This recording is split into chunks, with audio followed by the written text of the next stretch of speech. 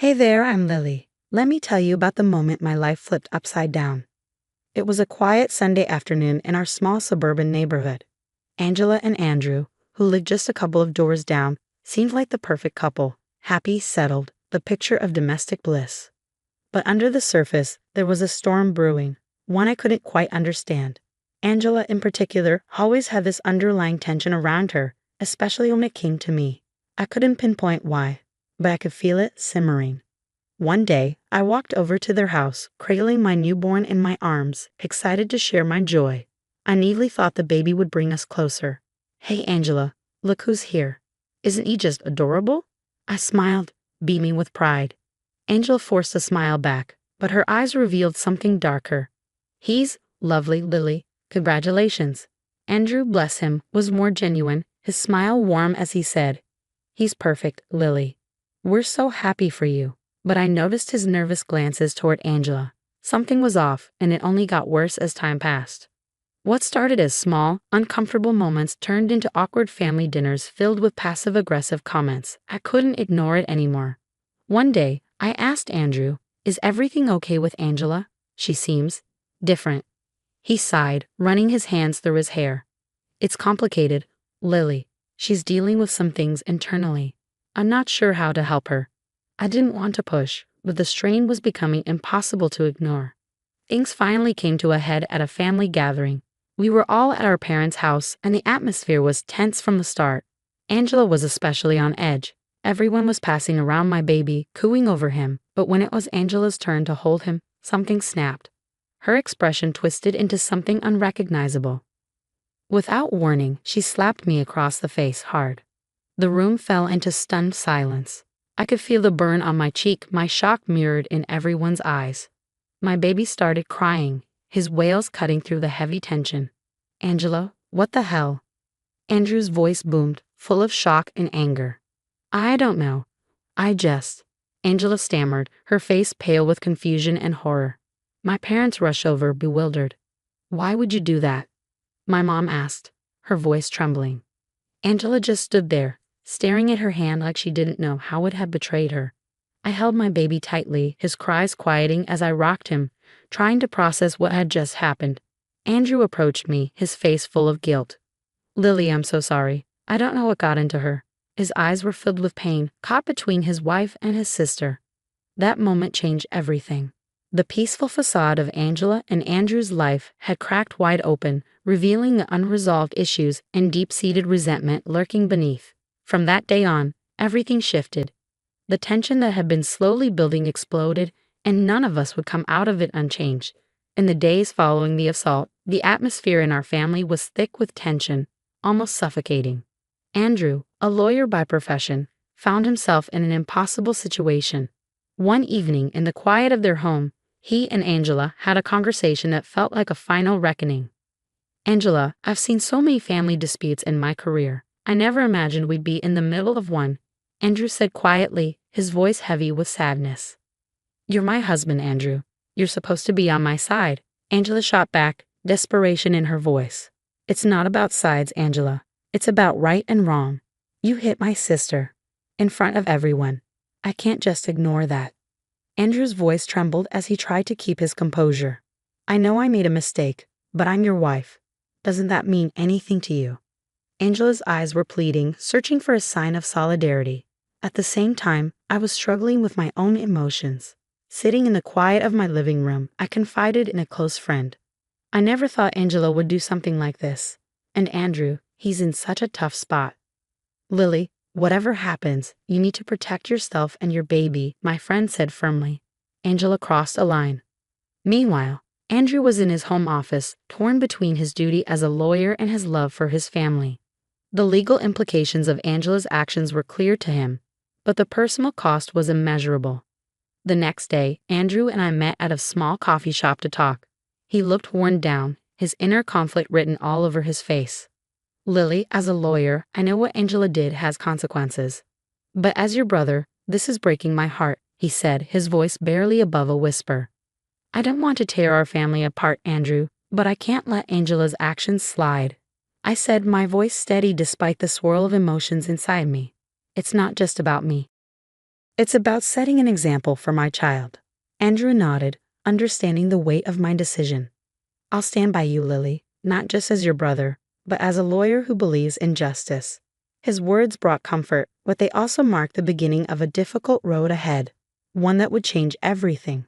In the weeks that followed, Andrew found himself in the strange position of advising me on the legal case against his own wife. Our conversations were professional, but the emotional undercurrents were impossible to ignore. We need to document everything, Lily. Every piece of evidence, every witness statement. They're crucial for the case, Andrew said one evening, slipping fully into his lawyer role as I prepared for the legal battle ahead. Meanwhile, Angela's world was unraveling. Alone in their home, she grappled with the weight of what she'd done and the looming consequences. Why can't they see it was a mistake? Why isn't Andrew defending me? She muttered to herself, a mix of anger and confusion swirling in her mind. One afternoon, Andrew and I met at my lawyer's office to go over the strategy. Lily, we need to be thorough, Andrew explained. Every detail, every moment of that day needs to be accounted for. I know, Andrew, I said, a lump forming in my throat. It's just so hard to relive it over and over. He reached over, his voice softening. I'm here for you, Lily. We'll get through this together.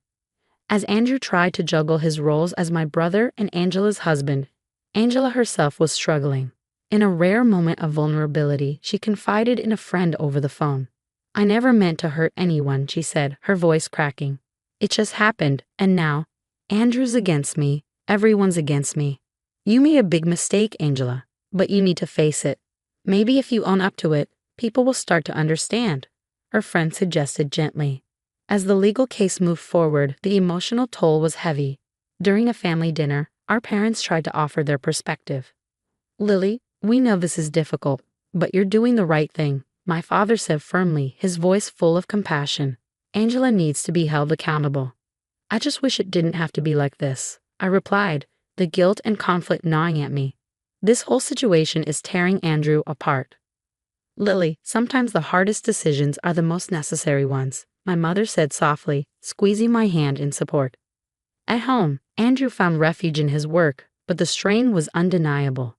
One late night, he confided in a colleague. I'm stuck, John, Andrew admitted, rubbing his temples. On one side, I have my sister, who I love and want to protect. On the other, my wife, the woman I thought I knew. Andrew, you're a good man. But this isn't just about family or marriage. It's about doing what's right, John replied, offering a sense of clarity amid the chaos. As the trial date approached, tensions boiled over. Angela, feeling increasingly isolated, grew defensive and bitter. During a tense meeting at their house, Andrew tried to reach out. Angela, we need to talk about the trial, about how you want to handle this, Andrew said cautiously. What's there to talk about, Andrew? You've already chosen your side. You're not my husband anymore, you're just my accuser. Angela spat, her words dripping with venom. It's not about sides, Angela. It's about taking responsibility. I want to help you, but you have to help yourself first, Andrew replied, his emotions tightly controlled. The day of the trial arrived, and the tension in the courtroom was suffocating. I sat, a bundle of nerves, with Andrew by my side, a pillar of strength despite the clear toll this had taken on him. Lily, Andrew whispered as the proceedings began, no matter what happens today, remember, you did the right thing by standing up for yourself. The trial unfolded with a series of testimonies and evidence. Angela sat, her face a mask of unreadable emotions, occasionally casting glances at Andrew and me, her eyes full of resentment and regret. During a recess, I found a quiet corner of the courthouse to gather my thoughts. It was all too much, too heavy. I was lost in my thoughts when a familiar voice broke through. Lily, are you okay? It was my friend who had come to support me. I don't know, I said, my voice barely a whisper. It's just a lot. I never wanted this. Sometimes life throws us into deep waters, my friend said, gently resting a hand on my shoulder. Not to drown us, sometimes the deep waters aren't meant to drown us, but to cleanse us, my friend said, her words wrapping around me like a warm blanket. Back in the courtroom, Angela's defense painted her actions as a momentary lapse in judgment.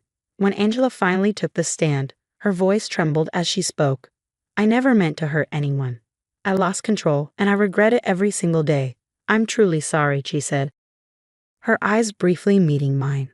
The trial concluded, and the judge delivered the verdict. Angela was found guilty. The weight of her actions finally caught up to her as the sentence was pronounced. A collective sigh of relief echoed through the courtroom. Afterward, Andrew and I walked out together, the sun shining brightly, in stark contrast to the turmoil we felt inside. "Lily, I'm sorry for everything. I hope we can move past this and rebuild our lives," Andrew said, his voice filled with both hope and exhaustion. "I hope so too, Andrew. We've all lost something in this. It's time to heal," I replied, feeling a sense of closure but knowing the road to recovery would be long. In the weeks that followed, life slowly began to find a new rhythm. I focused on healing and taking care of my child, finding strength in the simple joys of motherhood. During a quiet evening, I sat with our parents, sharing a meal and reflecting on the past months. "Lily, you've shown so much strength through all of this. We're proud of you," my father said warmly, pride shining in his eyes. "It wasn't easy, but I've learned a lot about myself, about forgiveness, and about moving forward," I said, feeling a peace I hadn't felt in months. Meanwhile, Angela faced her own journey of redemption. Alone but determined, she began attending counseling sessions, confronting the demons that had led to her downfall. In one session, she confided in her therapist. "I've lost everything, my husband, my dignity. How do I even begin to make things right?" Angela asked, her voice heavy with regret. "It starts with forgiving yourself. Acknowledge your mistakes, learn from them, and then you can start to rebuild," her therapist replied, offering her a glimmer of hope. As the seasons changed, so did the chapters of our lives. I found joy in my role as a mother, witnessing my child's innocent growth. One sunny afternoon, as we played in the park, Andrew approached us, his steps hesitant but sure. "Lily, it's really good to see you," Andrew said, his eyes lighting up at the sight of his nephew. "You too, Andrew. Look, your uncle's here," I said to my little one, who greeted Andrew with a big 2V grin. We sat on a park bench, talking about how life had shifted. "I'm learning to find balance, Lily, to forgive myself and look ahead," Andrew shared, his voice carrying a newfound understanding. We talked about our hopes for the future, about healing and moving forward, a conversation that reflected our resilience and the enduring bond of family. As for Angela, her journey continued on its own course.